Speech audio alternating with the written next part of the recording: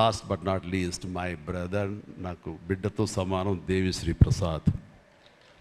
And Devi Sri Prasad తన energy అంటే ఇందాక చూశారు కదండి, లైవ్ షో చేసేసాడు ఇక్కడ. ఆ తర్వాత ఏం మాట్లాడాలో ఎవరికి ఏం తుయ్యినటువంటి పరిస్థితి, మొత్తం అంతా షో గ్రాప్ చేశాడు.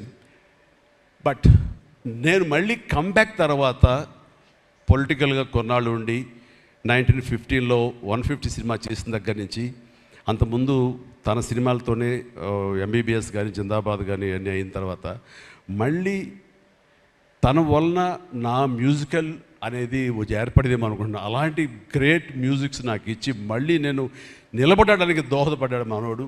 యూ ప్లీజ్ వద్దు అలా చేయదు ప్లీజ్, దోహదపడ్డాడు. మీరంతా సరస్వతి పుత్రులయ్యా, ప్లీజ్ బంగారం ప్లీజ్. అండ్ తను ఎనర్జీ డే బై డే పెరిగిపోతుంది, తన టాలెంట్ డే బై డే పెరిగిపోతుంది.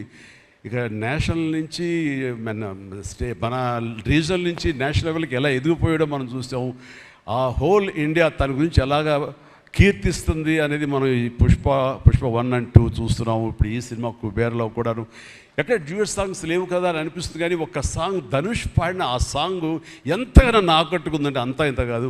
దానికి ఇద్దరు ఒకరొకరు కాంప్లిమెంట్ చేసుకుంటూ ఆ సాంగ్ అంత బాగా హిట్ అవడానికి దోహదపడింది. అట్లాగే సినిమా చూస్తుంటే మ్యూజికల్గా ఉంది తప్ప నాకు ఎక్కడ డ్యూయట్ సాంగ్స్ వేరే లేవి అనే ఫీలింగ్ రాలేదు. And that's the magic of Devi Sri Prasad.